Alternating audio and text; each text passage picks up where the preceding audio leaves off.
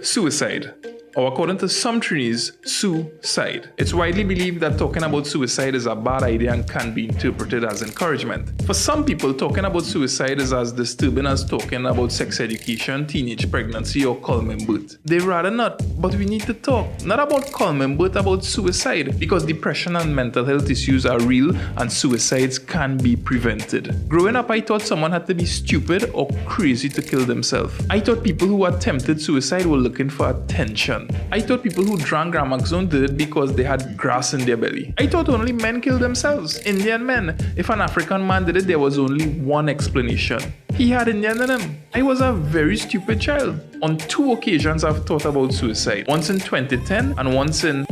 Kim, why are we getting married again? In Trinidad, suicide and attempted suicide are criminal offenses. So is murder, washing cars in public, and smoking weed. That isn't stopping anyone.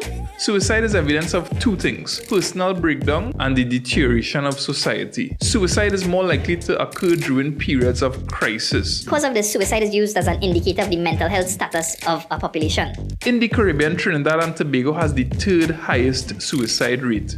Guyana, Land of chicken curry. is first on the list. In 2018, when it came to suicide, Trinidad and Tobago ranked the 36th highest nation in the world. Snoop Dogg high. 14.6 suicides for every 100,000 people. Pause for a second and consider life in Trinidad. There's rampant violence, divorce, bullying, health problems, teenage pregnancy, inappropriate media reporting, the harmful use of alcohol, financial problems, depression, exam stress. Level hone. Between 2005 and 2012, approximately 727 people officially died of suicide. That's roughly 100 people every year. One research paper lists 667 victims from 2013 to 2016. For every suicide, 20 attempts have been made. And every year, Each regional health authority in Trinidad and Tobago, there are 1,000 admissions related to self-harm or suicide. In reporting the figures, what the Ministry of Health essentially did was lower the serving size. Trinidad and Tobago has 5 regional health authorities. That's a total of 5,000 admissions every year related to self-harm or suicide.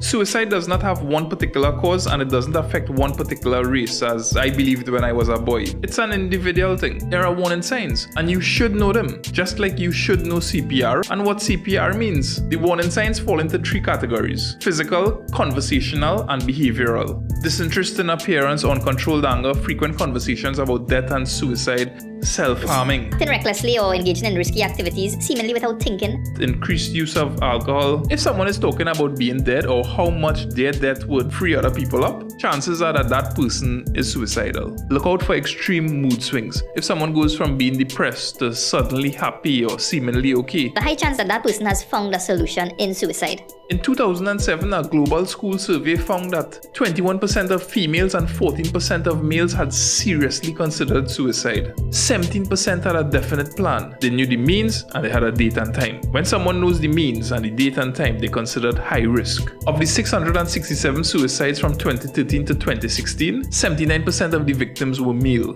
34% of the deaths occurred in southwest Trinidad. Based on the same research, Indians or Indo-Trinidadians are more likely to commit suicide. They accounted for 65% of the victims. That doesn't mean that Africans or Afro-Trinidadians are safe. Afro-Trinidadians are 3 times more likely to be killed in a homicide. Let's talk about poisons which contain the chemical Paraquat. Poisons like Gramaxone, or according to some Trinis, Indian tonic. in 1997, of 105 deaths, almost 80% were due to poison. From 2013 to 2016, the number hung around 70%. Globally, the World Health Organization has called for safer access to poison because safer access can reduce impulsive suicides. Which makes sense because buying poison is as easy as buying alcohol when I was underage. There's a global movement to stop Paraquat. Locally, experts have called for stronger regulation. Some have called for an outright ban. To me, it's absolutely baffling that you could buy poison at some pet shops. Can you imagine you're thinking about suicide, but you don't want to look too bad? Morning. Wanna get a hamster, a goldfish, and a bottle of poison.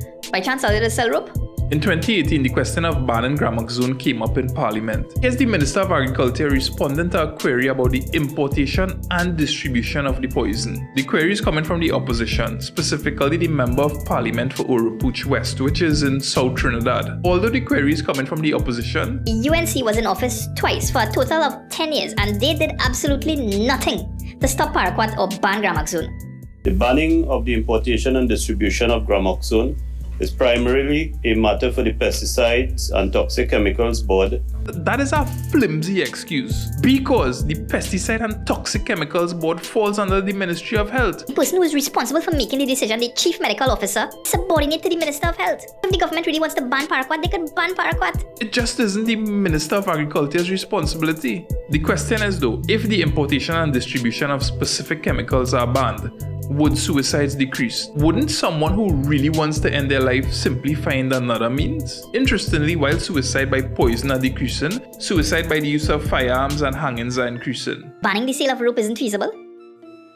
Let's talk about media houses and suicide. Media houses have an important role when reporting suicide because research links the media's coverage of suicide and increases in suicidal behavior. The good news is that on the Ministry of Health's website, journalists can find 11 best practices for responsible suicide reporting. For example, describing details about the method and location are a no-no. You don't do that. So is including words, photographs, or videos that may be painful to loved ones. You don't do that either. Never say a method is quick, easy, painless, or certain to result in death. Avoid referring to a person as suicidal or mentally ill. If you know what is given mad when people do that. The bad news is that the ministry isn't leading by example. In fact, some of the resources on their website ignore the very guidelines they are promoting. So maybe while the chief medical officer is considering the Gramaxone ban, To consider changing the information on the website, but who knows, maybe that isn't his responsibility. It's the responsibility of somebody in public administration, currently being considered by whoever it is update their website.